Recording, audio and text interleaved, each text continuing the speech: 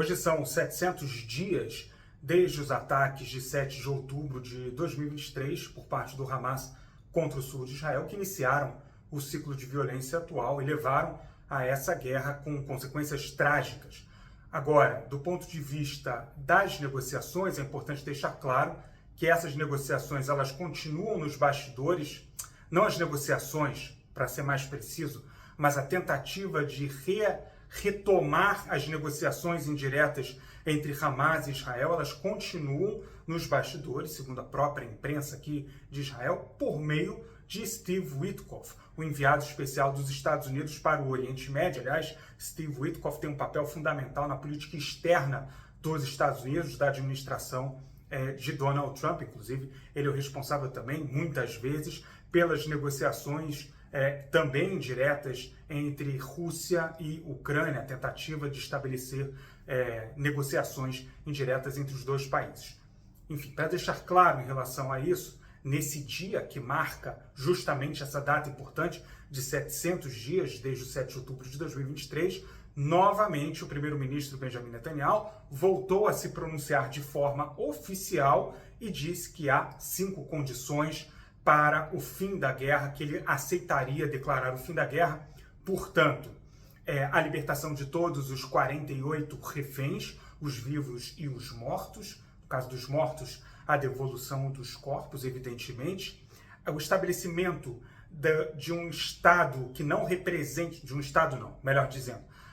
o estabelecimento de uma administração civil para a faixa de Gaza que não represente uma ameaça ao Estado de Israel, aí sim. Um outro ponto também, a desmilitarização da faixa de Gaza e, por fim, o desarmamento do Hamas. Esses são pontos, e aqui, nesse vídeo especificamente, não me interessa exatamente avaliar esses pontos, mas é preciso dizer que, especialmente essa questão em torno do desarmamento do Hamas, é algo muito difícil de ser obtido por meio de negociações com o próprio Hamas, negociações indiretas. É muito pouco provável que o Hamas aceite abrir mão de suas armas. É que, como eu disse, não cabe, pelo menos não nesse vídeo, avaliar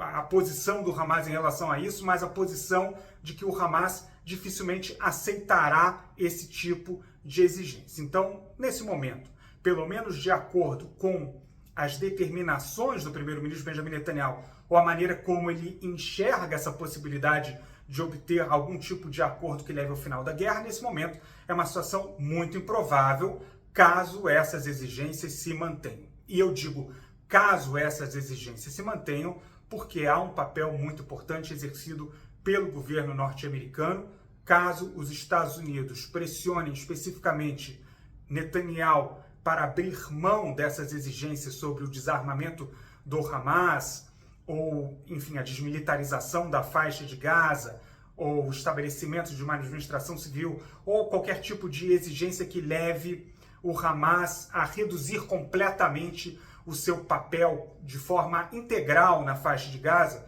os Estados Unidos podem ter um papel importante nesse caso, num processo de negociação para convencer até o próprio Netanyahu a flexibilizar essa posição. Isso não significa que Netanyahu será convencido por parte dos Estados Unidos a flexibilizar a posição sobre o Hamas, de que o Hamas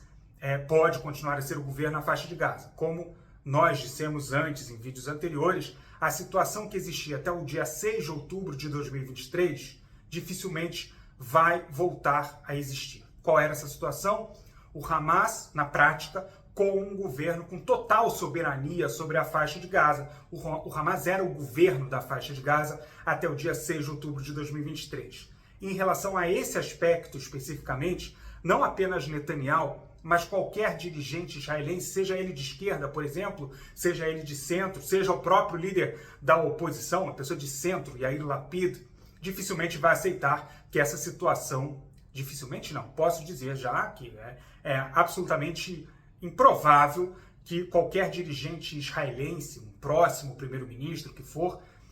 irá aceitar uma situação como aquela que existia até o dia 6 de outubro de 2023. Nesse aspecto, a demanda israelense, a exigência israelense, ela já é vitoriosa, entre aspas, nesse aspecto. O Hamas não poderá exercer o mesmo papel que exercia até o dia 6 de outubro de 2023. Mas daí a acreditar que o Hamas, de forma voluntária, por meio de negociações indiretas, irá concordar com um desarmamento total, aí é uma situação que eu também considero improvável. Por isso, nesse momento, a situação ainda é de impasse, mas como eu disse, há informações também divulgadas aqui pela imprensa israelense de que há uma tentativa por parte dos Estados Unidos de reativar esse processo de negociações e assim, de alguma maneira, evitar o próximo passo militar israelense que, segundo decisão do próprio governo israelense, é a tomada integral da faixa de Gaza, a começar pela ocupação da cidade de Gaza, provavelmente em algo como 2 semanas contadas a partir do dia de hoje.